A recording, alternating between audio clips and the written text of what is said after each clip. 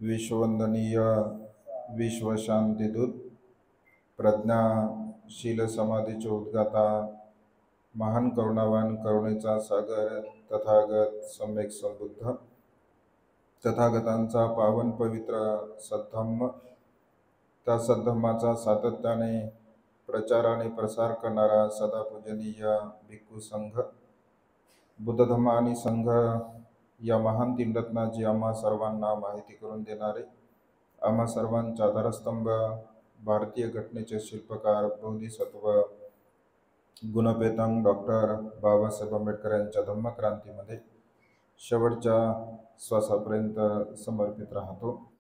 आज या मंगलमय प्रसंगी या वर्षावासाच्या पवित्र अशा कालखंडामध्ये श्रद्धासंपन्न उपासक तेलगोटे परिवारांच्या या निवासस्थानी बोधिसत्व लिखित बुद्ध आणि त्यांचा धम्म या ग्रंथाचा आपण सातत्याने वाचन, चिंतन, मनन करून आपल्या जीवनामध्ये अनंत आणि असीम असं पुण्य संपादन करता.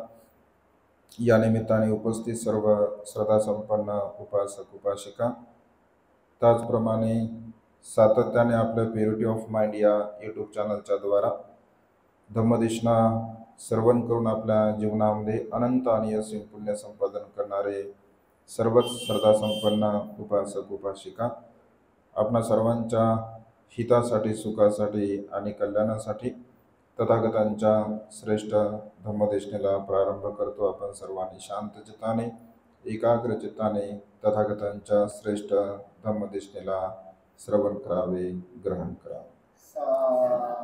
आज या मंगलमय प्रसंगी वर्षावासाच्या पवित्र अशा कालखंडामध्ये बोधिसत्व लिखित बुद्ध आणि त्यांचा धम्म या ग्रंथाचं आपण वाचन करत असता. या वर्षावासाच्या पवित्र अशा कालखंडामध्ये धम्म श्रवण करणे आपल्या जीवनामध्ये अनंत आणि असीम असं पुण्यकर्म आहे. या वर्षावासाच्या कालखंडामध्ये जेवढे अधिक पुण्यकर्म आपल्याला करता येतात, तेवढे अधिक पुण्यकर्म, कुशलकर्म आपण करण्याचा प्रयत्न सातत्याने केला पाहिजे. मग हे कुशलकर्म, हे पुण्यकर्म आपण का करावे, कशासाठी करावे? हे कुशलकर्म, हे पुण्यकर्म केल्यामुळे आपल्या जीवनामध्ये आपल्याला काय लाभ होत असतो? तर मानवी जीवनामध्ये भगवंत असे म्हणतात की निब्बानं परमं सुखं, मनुष्याच्या जीवनामध्ये निब्बाण अवस्था हे सर्वश्रेष्ठ सुख आहे. त्या सुखासारखं सुख या संसारामध्ये कोणतंही नाही. आणि त्यामुळे आपण जेवढे काही कुशल कर्म करतो, जेवढे काही पुण्यकर्म करत असतो, जे शील पालन असेल, दानकर्म असेल, प्रज्ञेची भावना असेल किंवा अन्य प्रकारचे जे कर्म आपण करत असतो, तर त्या सर्व प्रकारच्या कर्माचा एकमेव उद्देश आपल्या जीवनामध्ये निब्बाण प्राप्त करणे असला पाहिजे, निर्वाण प्राप्त करणे असला पाहिजे. सर्व प्रकारच्या तृष्णेला नष्ट करण्याचा मनुष्याने प्रयत्न केला पाहिजे.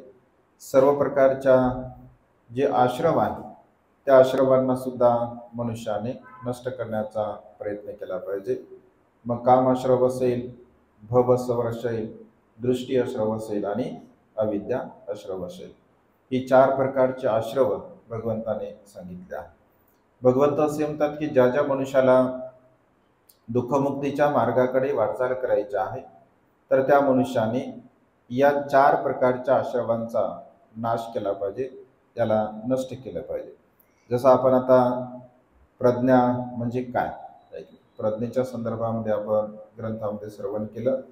प्रज्ञा म्हणजे ज्ञान नव्हे, प्रज्ञा म्हणजे नॉलेज नव्हे, तर प्रज्ञा म्हणजे विजडम, प्रज्ञा म्हणजे शहाणपण. मग शहाणपण कसं असावं, प्रज्ञा कशी असावी? तर भगवंत असे म्हणतात की सम्यक दृष्टीच्या द्वारा आपल्याला प्रज्ञा उत्पन्न होत असते.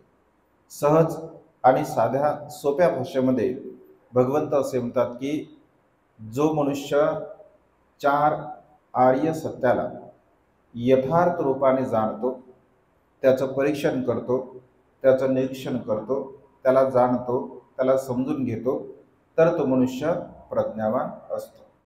जी एरवी आपण जीवनामध्ये वेगवेगळ्या प्रकारचं ज्ञान संपादन करत असतो, ते ज्ञान संपादन करणं वेगळं आणि प्रज्ञा चित्तामध्ये उत्पन्न होणं वेगळं. या दोन बाजू आहेत, या वेगवेगळ्या ही भिन्नता आहे. कारण ज्ञान तर सर्वांनाच असते.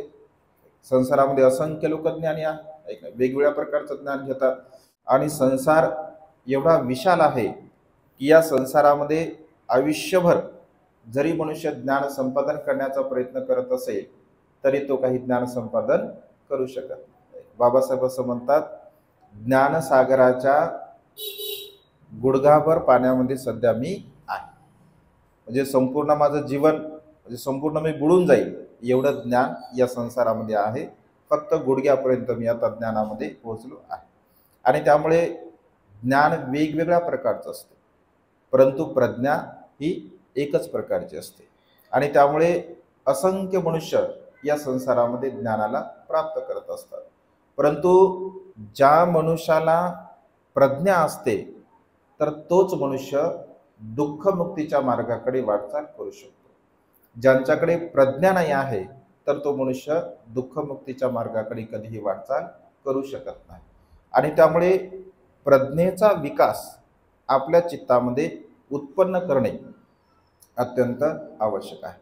मग ही प्रज्ञा आपण कशी उत्पन्न करू शकतो, तर त्यासाठी आपल्याला सम्यक दृष्टी असणं अत्यंत गरजेचं आहे. जर सम्यक दृष्टी आपल्याकडे असेल तर प्रज्ञा आपण उत्पन्न करू शकतो. आणि सम्यक दृष्टी जर मनुष्याकडे नसेल तर प्रज्ञेचा विकास मनुष्याच्या चित्तामध्ये कधीही होऊ शकत नाही. असारे सार मत्तिनो सारेच सारदस्सिनो ते सारंग नादि गच्छन्ते मिच्छा संकल्प गोचरा. सारच्च सारतो यत्वा असारच्च असारतो ते सारंग अधिगच्छन्ते सम्मा संकल्प गोचरा. भगवंत असे म्हणतात, सार म्हणजे सत्य, असार म्हणजे असत्य. संसारामध्ये जीवन जगणारे असंख्य लोक सत्याला असत्य समजतात आणि असत्याला सत्य समजतात. जे लोक सत्याला असत्य समजतात आणि असत्याला सत्य समजतात ते लोक सत्यापर्यंत कधीही पोहोचू शकत नाहीत. आणि अशा प्रकारच्या मिथ्या संकल्पनामध्ये पडणारी मनुष्य जीवनामध्ये कधीही सत्य प्राप्त करू शकत नाही. आणि त्यामुळे आपल्याकडे ही प्रज्ञा असावी की सत्याला सत्य आणि असत्याला असत्य आपल्याला स्वीकारता आलं पाहिजे. साधा आणि सोप्या भाषेमध्ये आपल्या हिताचं काय, आपल्या अहिताचं काय, आपलं पुण्य कशामध्ये आहे, आपलं पाप कशामध्ये आहे, आपल्याला सुख कशामुळे प्राप्त होते, आपल्याला दुःख कशामुळे प्राप्त होते, एवढं ज्ञान जरी आपल्याकडे असेल तर आपण सम्यक दृष्टीने जीवन जगू शकतो.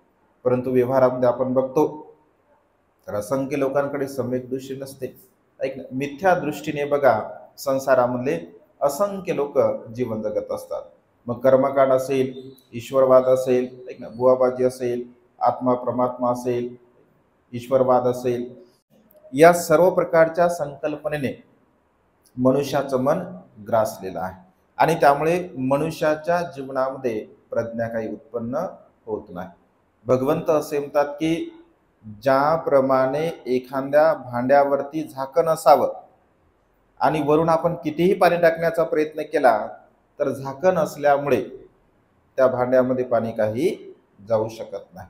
अगदी तशाच प्रकारे मनुष्याने कितीही प्रयत्न केले परंतु मनुष्याच्या सम्यक दृष्टीचं द्वार प्रज्ञेच्या द्वारा जर खुलं नसेल तर आपण कितीही श्रवण करत असेल, आपण कितीही ऐकत असेल, आपण कितीही वाचत असेल तरी सुद्धा काही लाभ होणार नाही. आणि त्यामुळे सम्यक दृष्टीचं द्वार मनुष्याचं खुलं असणं अत्यंत गरजेचं आहे. आणि त्यामुळे यासाठी प्रज्ञा महत्त्वपूर्ण आहे. चार आर्य सत्याचं यथार्थ रूपाने आपण आकलन करण्याचा प्रयत्न केला पाहिजे, त्याला जाणण्याचा प्रयत्न केला पाहिजे, त्याला समजून घेण्याचा प्रयत्न केला पाहिजे. कारण आपण वाचतो किंवा आपण श्रवण करतो, ऐकतो, एवढ्यावर नाही आहे. म्हणजे दुःख का आहे, दुःखाचं कारण काय आहे, म्हणजे दुःखाचा समुदाय काय आहे, दुःख कशा प्रकारचा आपण नष्ट करू शकतो, नाहीसं करू शकतो, आणि त्या दुःखाला नष्ट करण्याचा मार्ग कोणता आहे, यथार्थ रूपाने त्याचा आपण आकलन करण्याचा प्रयत्न केला पाहिजे. सिद्धार्थ गौतमला तर अनेक प्रकारचं ज्ञान होतं, ऐकलं, वेद, वेदांगे, उपनिषदे, व्याकरणशास्त्र, भाषाशास्त्र, सर्व प्रकारचं सिद्धार्थ गौतमाला ज्ञान होतं. पण ते का बुद्ध होते का तेव्हा? तेव्हा बुद्ध नव्हते. कारण हे लौकिक ज्ञान आहे. लौकिक ज्ञान आणि आध्यात्मिक ज्ञान याच्यामध्ये खूप मोठा फरक आहे. लौकिक ज्ञान हे आपल्या ज्ञानाच्या पातळीवरती आपण संपादन करत असतो, परंतु आध्यात्मिक जे ज्ञान असतं तर ते आपल्या स्वतःच्या अनुभूतीमधून आपल्याला ते प्राप्त होत असते. आणि त्यामुळे सिद्धार्थ बोधिसत्वाने आपल्या स्वतःच्या अनुभूतीमधून हे ज्ञान संपादन केलं होतं. आणि त्यामुळे मानवी जीवनामध्ये त्या सर्व प्रकारच्या श्रेष्ठ सत्याचा स्वीकार करण्याचा आपण प्रयत्न केला पाहिजे, त्याला जाणलं पाहिजे, त्याला समजून घेतलं पाहिजे. मग यथार्थ रूपाने जेव्हा आपण त्याला जाणतो तर भगवंत असे म्हणतात की तुम्ही दुःखमुक्तीच्या मार्गाकडे वाटचाल करू शकता. कारण दुःखमुक्ती सहज, साधी आणि सोपी नाही. आपल्याला जरी वाटत असेल की सहज, भगवंताच्या काळामध्ये असंख्य उदाहरणं आपण ऐकतो. भगवंताचे देशना श्रवण केले आणि कोणी श्रोतापन्न झालं, कोणी सकृतागामी झालं, कोणी अनागामी झालं, कोणी अरंत झालं. परंतु एवढं ते काही सहज सोपं नाही. त्या काळामध्ये त्यांचं तशा प्रकारचं पुण्यकर्म होतं, कुशल कर्म होतं, आणि तशा प्रकारे त्यांच्या चित्ताची अवस्था होती. कारण जशा प्रकारे मनुष्यांच्या चित्ताची आवश्यकता असेल तशा प्रकारे त्या मनुष्याला त्याचं ज्ञान संपादन होत असते. आणि त्यामुळे कळत न कळत सुद्धा भगवंत असे म्हणतात की आपल्या जीवनामध्ये कधीही अकुशल कर्माचा भाव आपण आपल्या चित्तामध्ये निर्माण करू नये. कुशल कर्माचा संचय आपण सातत्याने करण्याचा प्रयत्न केला पाहिजे. थोकं थोकं पुण्य करोती, असं भगवंतांनी म्हटलं आहे. म्हणजे थोडं थोडं पुण्याचा संचय तुम्ही तुमच्या जीवनामध्ये केला पाहिजे. व्यवहारामध्ये आपण म्हणतो की थेंबा थेंबाने तळ साचत असते. अगदी 2600 वर्षापूर्वी भगवंतांनी सांगितलं की थोडे थोडे पुण्यकर्म तुम्ही केले पाहिजे. कारण थोड्या थोड्या पुण्याच्या द्वारा तुम्ही पुण्याचा संचय करू शकता. आणि हे पुण्यकर्म निब्बाण मार्गाकडे घेऊन जाण्यासाठी आपल्याला सहाय्य ठरत असते. आणि त्यामुळे सातत्याने या वर्षावासाच्या पवित्र अशा कालखंडामध्ये श्रेष्ठ तत्वाचं आकलन करण्याचा आपण प्रयत्न केला पाहिजे, त्याला जाणण्याचा प्रयत्न केला पाहिजे, त्याला समजून घेण्याचा प्रयत्न केला पाहिजे. आणि प्रॅक्टिकली स्वरूपामध्ये आपल्याकडून त्या धम्माचं आचरण झालं पाहिजे. जसं पंचशील तुम्ही ग्रहण करता तर प्रॅक्टिकली त्याचं अनुसरण आपल्याकडून झालं पाहिजे. जसं उपोषशील तुम्ही धारण करता, प्रॅक्टिकली त्या उपोषशीलाचं तुमच्याकडून आचरण झालं पाहिजे. जसं दान पुण्य तुम्ही करता तर प्रॅक्टिकली आपल्याकडून ते दान पुण्य झालं पाहिजे. जसं भावना करता तुम्ही, भावना आपण केली पाहिजे. कारण भावना करणं सुद्धा अत्यंत आवश्यक आहे. म्हणजे आपण जे जे काही कुशल कर्म करत असतो, पुण्यकर्म करत असतो, चांगले कर्म करत असतो, त्या सर्व प्रकारच्या चांगल्या कर्माची भावना, त्याचं चिंतन मनन आपण केलं पाहिजे. कारण सचित्त पर्यवदपन, भगवंत असेल तर की चित्ताची भावना करणं अत्यंत गरजेचं आहे. कारण चित्ताची भावना आपण करत नसेल, चित्तामध्ये उत्पन्न होणाऱ्या विकाराला आपण जाणत नसेल, समजून घेत नसेल, त्या चित्तवृत्तीचा अभ्यास करणं अत्यंत गरजेचं आहे. म्हणून तर भगवंतांनी सम्यक व्यायाम सांगितलं. कारण सम्यक व्यायाम प्रत्येक कर्म करताना आपण करणं अत्यंत गरजेचं आहे. सम्यक आर्य अष्टांगी मार्गामध्ये भगवंताने सम्यक व्यायाम सांगितला. तर त्या 4 प्रकारच्या चित्तवृत्तीला आपण धारण केलं पाहिजे. चित्तवृत्ती म्हणजे काय, तर चित्तामध्ये उत्पन्न होणारा जो भाव आहे. जसं एखाद्याच्या मनुष्याच्या चित्तामध्ये अकुशल भाव उत्पन्न झाला तर त्या क्षणी त्यानं जाणलं पाहिजे की या क्षणी माझ्या चित्तामध्ये अकुशल भाव उत्पन्न झालेला आहे. तर अकुशल भाव उत्पन्न झाला तर मग काय केलं पाहिजे, तर तो अकुशल भाव मी काढण्याचा प्रयत्न केला पाहिजे. परंतु असं होतं का, तर असं होत नाही. म्हणजे ज्या क्षणी जेव्हा आपल्या चित्तामध्ये अकुशल भाव उत्पन्न होतो, त्या अकुशल भावनेच्या द्वारा आपल्याकडून कर्म पूर्ण होऊन जाते. आणि तेव्हा आपल्याला कळते की अरे, हे तर अकुशल कर्म झालं माझ्याकडून, हे तर वाईट कर्म झालं माझ्याकडून, हे तर पाप कर्म झालं माझ्याकडून. त्यामुळे आपली सम्यक दृष्टी जागरूक नसते, आपली स्मृती जागरूक नसते आणि आपली स्मृती जागरूक नसल्यामुळे मनुष्य योग्य प्रकारचा व्यायाम करू शकत नाही. भगवंत असे म्हणतात की ज्या क्षणी जो विचार उत्पन्न झालेला आहे तर त्या क्षणी त्या विचाराच्या भावार्थाला जर आपण जाणत असेल तर आपली प्रज्ञा ही विकसित होऊ शकते, जागरूक असू शकते. परंतु त्या क्षणी ते कर्म करत असताना जर आपल्याकडून ते कर्म होत असेल तर तिथे आपली प्रज्ञा विकसित झालेली नसते. जर कुशल कर्म तुम्ही करत असाल, पुण्यकर्म तुम्ही करत असाल, कुशल कर्माचा भाव तुमच्या चित्तामध्ये उत्पन्न झाला असेल तर त्या कुशल कर्माचा चित्तामध्ये उत्पन्न होणारा भाव जर तुम्ही जाणला, समजून घेतला आणि ते कुशल कर्म जर तुम्ही वाढवण्याचा प्रयत्न केला, ते कर्म जर तुम्ही पूर्ण करण्याचा प्रयत्न केला तर त्या ठिकाणी तुमच्या प्रज्ञेचा विकास झालेला असतो. परंतु त्या क्षणी ते कर्म जर तुम्ही नाही केलं तर भगवंत असे म्हणतात की तुमच्या प्रज्ञेचा विकास झालेला नाही.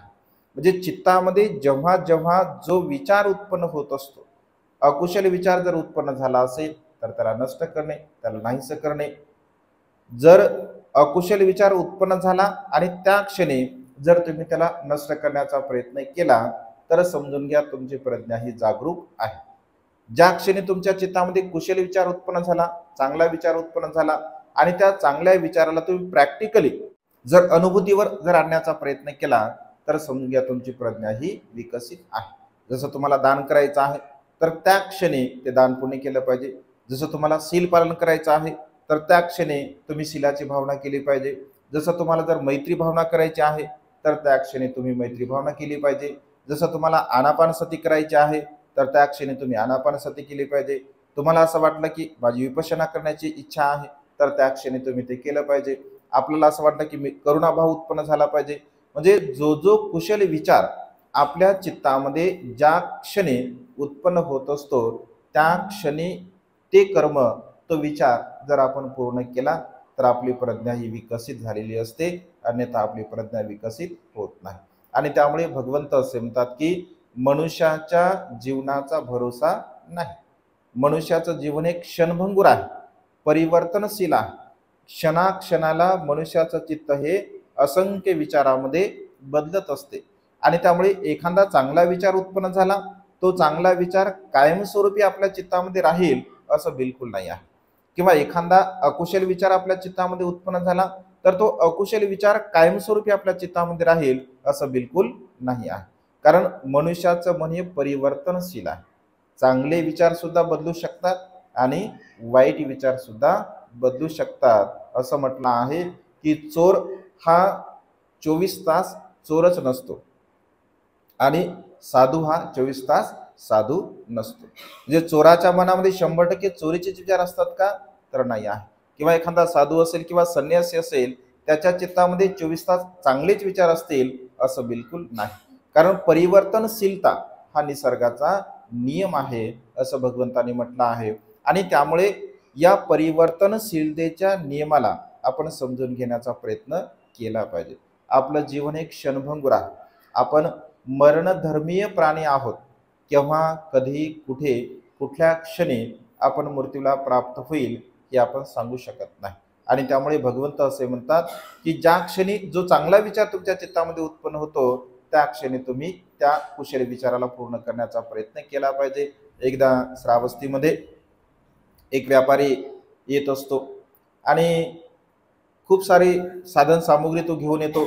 त्याला असं वाटतं की आता मी या श्रावस्तीमध्ये खूप मोठा व्यापार करणार आहे आणि पावसाळ्याचे दिवस असतात. तर पावसाळ्याचे दिवस असताना तो म्हणतो अरे आता तर पाऊस सुरू झाला, मग आता माझा व्यापार कसा करावा. तर तो असा विचार करतो की आता हे 4-5 महिने जे आहे पावसाचे ते सर्व पावसाचे महिने मी जाऊ देतो आणि पावसाचे महिने संपल्यानंतर मी माझा खूप चांगल्या प्रकारचा व्यापार करतो, असा भाव त्याच्या मनामध्ये निर्माण होतो. भगवंत आणि आनंद भंते सोबत चाललेले असतात. तर त्या व्यापाऱ्याच्या चित्तामधला विचार भगवंत जाणतात आणि स्मित हास्य करतात. स्मित हास्य केल्यानंतर आनंद भंते जाणतात की भगवंत विनाकारण कधीही हसत नाही. काहीतरी कारण असेल, कारणाशिवाय भगवंत कधी हसत नसतात. मग आनंद भगवंताला विचारतात की भगवान आपण स्मित हास्य का केलं, काय कारण आहे. तर भगवंत म्हणजे आनंद हा जो व्यापारी विचार करत आहे की मी आता पावसाळा सुरू झाला आहे आणि 6 महिने मी इथे राहणार आहे, 4 महिने पावसाळ्याचे घालणार आहे, त्यानंतर मी माझा व्यापार करणार आहे. परंतु आनंद हा 4 महिन्याचा विचार करत आहे की 4 महिने मी इथे राहणार आहे, त्याच्यानंतर मी माझा व्यापार करणार आहे. परंतु आनंद याला माहीत नाही की याचं जीवन फक्त 7 दिवसाचं आहे. हा 8व्या दिवशी मृत्यूला प्राप्त होणार आहे. 8व्या दिवशी मृत्यूला प्राप्त होणारा व्यक्ती विचार करतो की मी 4 महिने पावसाळ्याचे घालवतो आणि त्याच्यानंतर मी माझा व्यापार करतो. म्हणजे याला माहीत सुद्धा नाही की याचं जीवन किती आहे. परंतु तो तर मात्र आपल्या जीवनाबद्दल विचार करत आहे की मी असं असं करेल. तर भगवंताला ते म्हणतात की भगवान असा आहे का आनंद बोलतो. तर भगवंत म्हणतो की हो, हा 8व्या दिवशी मृत्यूला प्राप्त होणार आहे. तर आनंद म्हणतो की भगवान मग काय करायला पाहिजे. तर तू त्याला जाऊन सांग की तू जो विचार करत आहे की 4 महिने पावसाळ्याची मी जाऊ देतो आणि नंतर माझा व्यापार करतो, तर तुझं जीवन तर फक्त 7 दिवस आहे. तर आनंद त्याच्याकडे जातो आणि त्याला म्हणतो की अरे, तू असा असा विचार करत आहे. तर ते म्हणतो की पण ते तुम्हाला कसं माहीत. तर ते म्हणतो की भगवंताने सांगितलं, भगवंताने जाणलं तुझ्या चित्ताला आणि भगवंत असे म्हणाले की फक्त 7 दिवसाचं तुझं आयुष्य आहे. सांगा बरं, आता ज्या मनुष्याने अशी इच्छा व्यक्त केली की 4 महिन्याचे पावसाळे मी जाऊ देतो, पावसाळ्याचे 4 महिने आणि नंतर माझा खूप चांगला व्यापार करतो, त्या मनुष्याला जर असं कळालं की त्याचं जीवन 7 दिवस आहे, काय करेल तो. तुम्हाला कळालं, समजा तुम्ही 7 दिवस जगणार आहे, 8व्या दिवशी मरणार आहे. म्हणजे असं गृहीत धरा, मरणार नाही कोणी.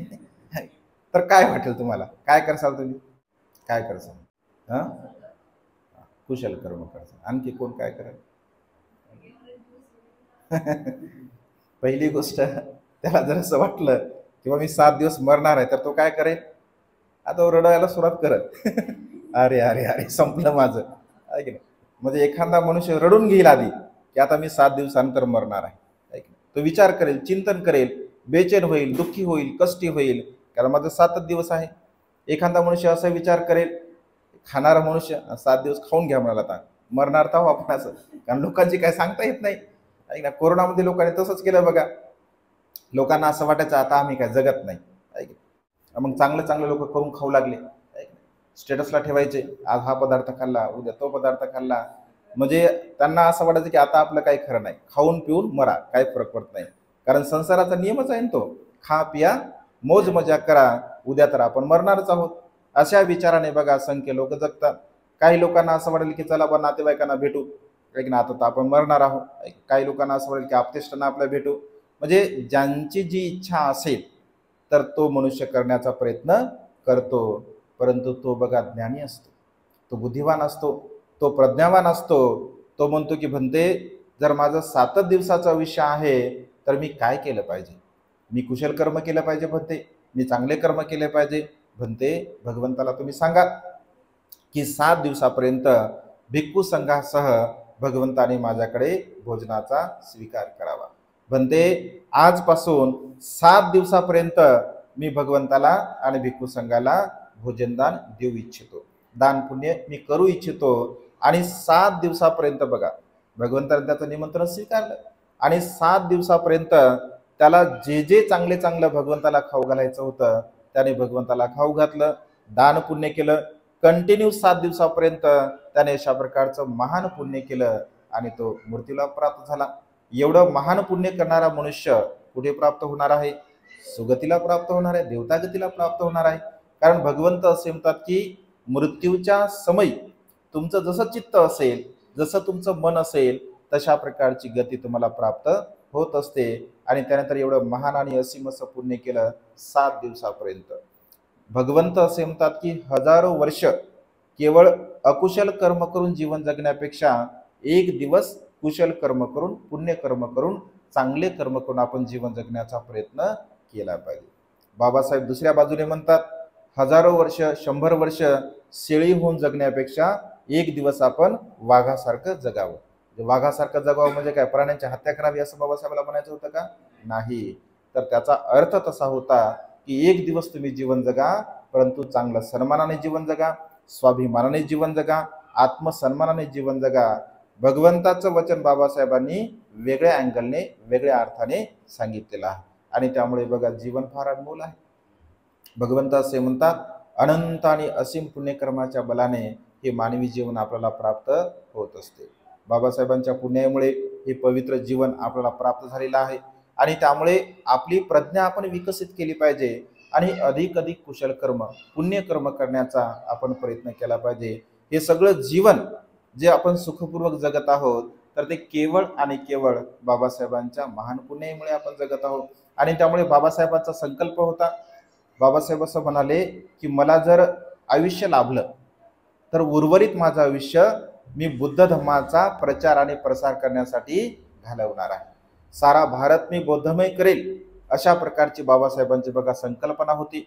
तसं बाबासाहेबांनी संविधानाच्या माध्यमातून संपूर्ण भारत बौद्धमय केला, परंतु लोकांनी सुद्धा आचरणिक दृष्टिकोनातून बौद्ध धम्माचा स्वीकार करावा, त्याचं आचरण करावं, अनुसरण करावं अशा प्रकारे बघा बाबासाहेबांची संकल्पना होती. आणि बाबासाहेब असं म्हणतात, बौद्ध धम्माचा प्रचार हा ख्रिश्चन मिशनरी प्रमाणे झाला पाहिजे. तेव्हा बाबासाहेब असं म्हणाले, मला जर आयुष्य लाभलं तर मोठमोठ्या शहरामध्ये विशाल विहाराची मी निर्मिती करेल. मग दिल्ली असेल, मुंबई असेल, कलकत्ता असेल, अशा मोठमोठ्या शहरामध्ये सुंदर सुंदर विहाराची मी निर्मिती करेल, कारण विहारामधून खऱ्या अर्थाने धम्म चळवळ गतिमान होत असते. विहारामध्ये मनुष्याला एक चांगल्या प्रकारचा आदर्श व्यक्तिमत्व त्याचं निर्माण होत असते आणि त्यामुळे विशाल विहाराची निर्मिती करून मी धम्माचे प्रचारक निर्माण करेल आणि घराघरामध्ये, गावागावामध्ये, खेड्याखेड्यामध्ये धम्माचा प्रचारक जाईल आणि बौद्ध धम्माचा तो प्रचार करेल. ही बाबासाहेबांची बघा संकल्पना होती. परंतु निसर्गाच्या नियमाला अनुसरून बाबासाहेब बघा सोडून गेले आणि त्यामुळे बाबासाहेबांची ही संकल्पना बघा अधुरी राहिली. आता अलीकडच्या काळामध्ये पुढे पुढे सेंटर निर्माण होत आहेत, मोठे मोठे विहार निर्माण होत आहेत आणि हळूहळू धम्माचा प्रचार आणि प्रसार होत आहे बघा. आणि त्यामुळे आपलं नैतिक कर्तव्य आहे, आपली नैतिक जबाबदारी आहे की बाबासाहेबांच्या धम्मक्रांतीला गतिमान करण्यासाठी मी काय करू शकतो, माझ्याकडून मी काय देऊ शकतो किंवा मला काय करता येते याचा बघा संकल्प आपण आपल्या जीवनामध्ये केला पाहिजे. कारण जीवन तर आपलं क्षणभंगूर आहे, कधी केव्हा कुठे काय होईल सांगता येत नाही आणि त्यामुळे बोधिसत्वाच्या या धम्मशासनामध्ये आपल्याला बघा जीवन जगायला मिळत आहे आणि त्यामुळे बोधिसत्वाच्या या बुद्ध शासनाला अधिक गतिमान करण्यासाठी आपण सातत्याने बघा प्रयत्न केला पाहिजे. गेल्या 4-5 वर्षापासून आम्ही जळगाव शहरामध्ये म्हणजे वर्षावासाठी जात असतो. तसं औरंगाबादला राहतो, सुंदर असं विहार आहे आपलं, तिथे खूप चांगल्या प्रकारे विहार निर्माण झालं, भिक्खू निवास निर्माण झालं. आता मुलांसाठी आम्ही 1800 स्क्वेअर फूटमध्ये लायब्ररी सुद्धा निर्माण केली. खूप चांगल्या प्रकारे तेथील लोकांच्या श्रद्धाबलामुळे जवळपास 40 ते 50 लाखापर्यंत तिथे बांधकाम झालं आणि गेल्या 4-5 वर्षापासून जळगाव जिल्ह्यामध्ये वर्षावासाला जात असतो आम्ही. याही वर्षी आमचा शिवाजीनगर येथे महामाया बुद्ध विहारामध्ये वर्षावास आहे आणि तिकडे बघा धम्माचं जे काम आहे तर फार कमी आहे, अत्यंत म्हणजे स्लो गतीने आहे. तिकडे भिक्षूच नाही आहे, कारण जिकडे भिक्षू नाही आहे तिकडे धम्माचा प्रचार म्हणजे अगदी नसल्याप्रमाणे आहे. जसं आता अकोल्यामध्ये असंख्य भिक्षू आहे, नागपूरमध्ये आहे बरेचसे भिक्षू आहे, औरंगाबाद असेल बरेचसे भिक्षू आहे, मुंबईमध्ये बरेचसे भिक्षू आहे. म्हणजे जिथे जिथे भिक्खूंची संख्या अधिक आहे तिथे मात्र थोड्याफार प्रमाणामध्ये का होईना धम्माचा चांगला प्रचार आणि प्रसार होत आहे.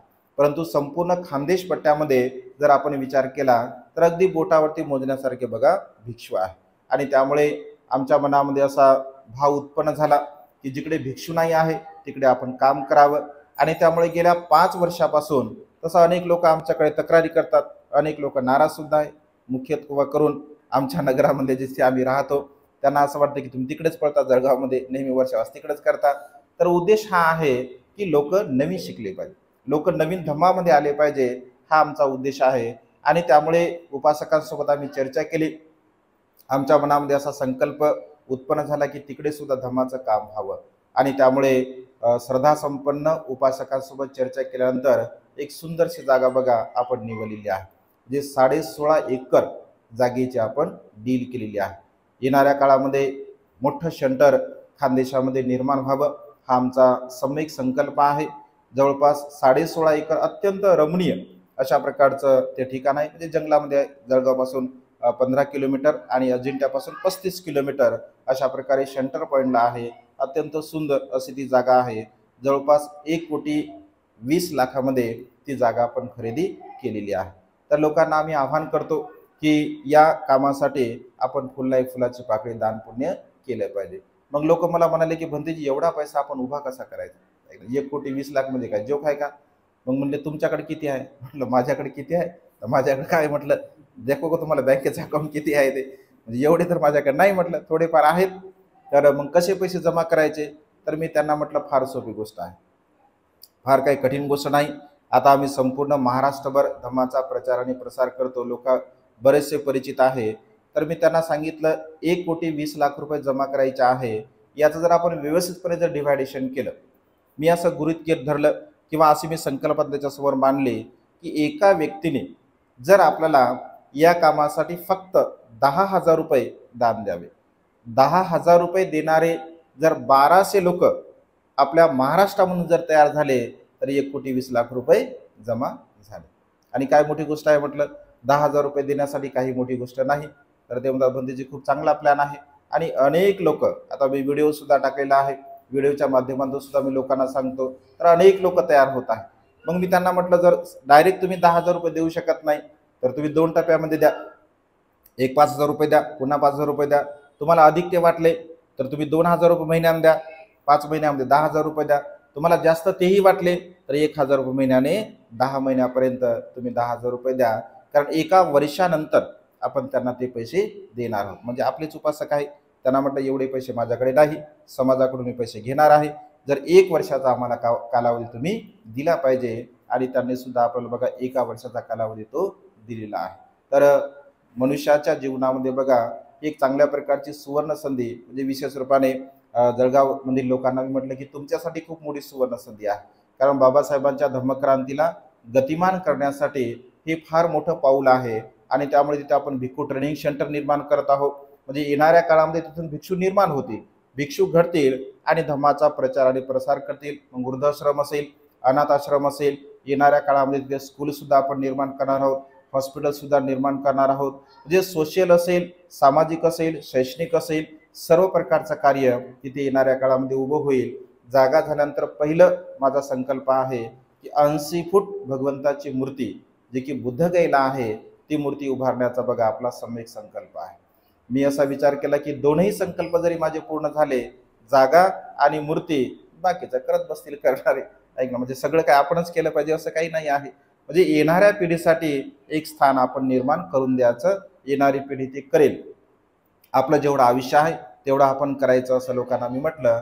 लोक खूप चांगल्या प्रकारे उत्स्फूर्तपणे त्याला दाद देत आहेत, साथ देत आहेत. अनेक लोक दान पुण्य करत आहेत. तर या व्हिडिओच्या माध्यमातून मी संपूर्ण महाराष्ट्रातील लोकांना सुद्धा आवाहन करतो, आपणा सर्वांना सुद्धा आपण आवाहन करतो, या बाबासाहेबांच्या धम्मक्रांतीला गतिमान करण्यासाठी या महान आणि असीम पुण्यामध्ये आपण सुद्धा फुल नाही फुलाची पाकळी दान पुण्य करून असीम पुण्य आपल्या जीवनामध्ये संपादन करावे.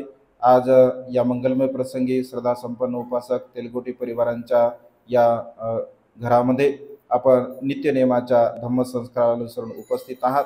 आपणा सर्वांच्या हितासाठी, सुखासाठी आणि कल्याणासाठी ही छोटीशी धम्मदेशना देण्याचा प्रयत्न केला. विशेष रूपाने निमित्त आहे आज ताईचा बड्डे आहे, सानू तेलगोटे. सानूताई तेलगोटेंचा आज जन्मदिवस आहे. त्या जन्मदिनाच्या निमित्ताने ताईला अनंत अनंत मंगलकामना, शुभेच्छा, आशीर्वाद भावना या ठिकाणी व्यक्त करतो. तिला तिच्या जीवनामध्ये सुख, समाधान, आयुष्य, वर्ण आणि बल प्राप्त हो. तिच्या सर्व प्रकारच्या इच्छा आणि आकांक्षा ढगातून मुक्त झालेला शीतल चंद्रमाप्रमाणे पूर्णत्वात जाऊ. तुम्हा सर्वांना सुद्धा तुमच्या जीवनामध्ये सुख, समाधान, आयुष्य, वर्ण आणि बल प्राप्त हो. तुम्हा सर्वांच्या इच्छा आणि आकांक्षा ढगातून मुक्त झालेला शीतल चंद्रमाप्रमाणे पूर्णत्वात जाऊ. अशा प्रकारची मंगलमय आणि उदात कामना या ठिकाणी व्यक्त करून वेळेच्या अभावी ही छोटीशी धम्मदेशना संपन्न करतो. सर्वांचं मंगल हो, सर्वांचं कल्याण हो, सर्वांना दीर्घायुष्य लाभो.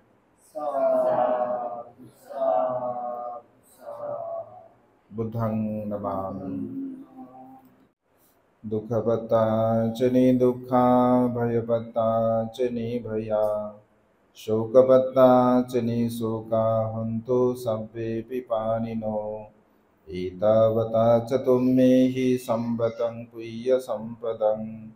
सब्बे देवा अनुमोदन्तु सब्ब संपत्ति सिद्धिया दानं ददन्तु सद्धायं शीलं रक्षन्तु सर्वदा भावनाभिरता हुन्तु गच्छन्तु देवता गता सब्बे बुद्धा बलवत्ता पचकानं च यं बलम् अर्हन्तानं च तेजेन रक्षं वन्दामि सब्बसो आकाशथा च भूमट्ठा देवानागमहिद्दिका पुय्यन्तम् अनुमोदित्वा चिरं रक्षन्तु बुद्धशासना चिरं रक्षन्तु धम्मदेशना चिरं रक्षन्तु सङ्घं त्वं परन्ति सविन्ति वो विभजन्तु सर्वरोगो विनशतु माते भवत्वन्तरायो सुखी दीर्घायिको भव भवतु सर्वमङ्गलं रक्षन्तु सर्वदेवता सर्वबुद्धानुभावेन सदा सोत्थि भवन्तु ते भवतु सर्वमङ्गलं रक्षन्तु सर्वदेवता सर्वधर्मानुभावेन सदा सोत्थि भवन्तु ते भवतु सर्वमङ्गलं रक्षन्तु सर्वदेवता सर्वसङ्घानुभावेन सदा सोत्थि भवन्तु ते आयु आरोग्य संपत्ति सर्ग संपत्तिमेवं च ततो निब्बान संपत्ति इमिनाते समेजतु इचितं पदितं तुय्यं क्षिप्रमेव समेजतु सब्बे पुरन्तु चितसङ्कप्पा चन्दोपनरसो यथा अभिवादनशीली स नित्यं वद्धापचारिणो चत्तारो धम्मा वर्धन्ति आयुवन्नो सुखं बलन्ति।